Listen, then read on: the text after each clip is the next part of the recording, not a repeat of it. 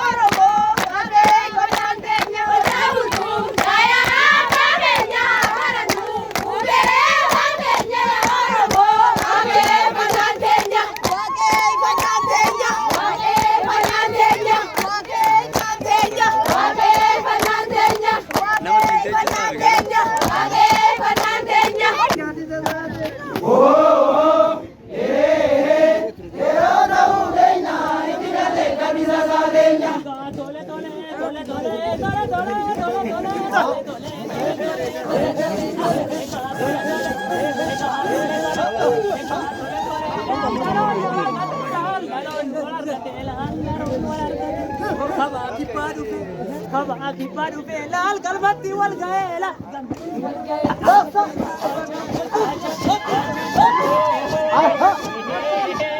Gandhi o kaum baze kalbati nungale ala kase halo Gandhi o kaum baze kalbati nungale ala kase malali usra gadam usamali usra gadam usamali kana bakana Romumana Romumana Romumana Romumana Romumana Romumana Usamali Usamali Usamali Usamali Usamali Usamali Usamali Usamali Uga manu yama nuzoga indegiyama indegiyama indegiyama indegiyama Wale bananu kaula ukaule raumadi raumadi raumadi raumadi raumadi raumadi raumadi Oromoga jenabeta sirvamo nikizabeta nikizabeta nikizabeta Ya Oromo sirna gadati muli Ya Oromo sirna gadati muli Ya Oromo sirna gadati muli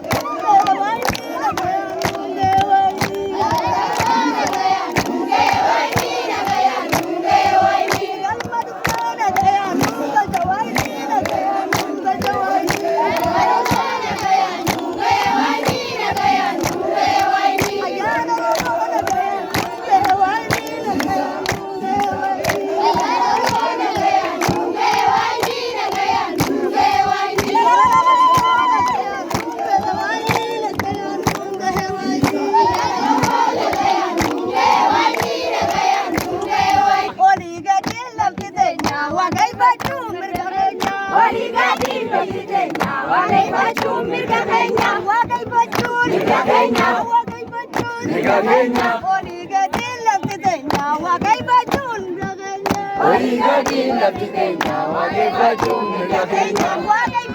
mirga keenya mirga keenya mirga keenya olii gadi lafti teenya Finfinneen handhuura keenya olii gadi lafti teenya Finfinneen handhuura keenya handhuura keenya handhuura keenya handhuura keenya handhuura keenya Abbaan Gadaa Ta'uu barsiisa, hayyuun Oromoo ta'uu barsiisa, Abbaan Gadaa ta'uu barsiisa, mootii Oromoo ta'uu barsiisa. Saaba yaa'ora, wayyaa ijoollee maaloo saaba yaa'ora, wayyaa ijoollee isheenii saaba yaa'ora, lukaan lafa dhiitti saaba yaa'ora, Ogeessan gariitti saaba yaa'ora. Oromoon soomu Ifeenu sammuu qabroom, baalli gichaa gichaa, Oromoon tokkicha gadaa turu bulcha. Baalli gichaa, baalli gichaa, baalli gichaa, baalli gichaa, baalli gichaa, baalli gichaa, baalli gichaa, baalli gichaa. Kichaa Oromoon of ta'e gadaadhaan of bulcha. Wal biratti ilaaline, galee jalatti kutuka.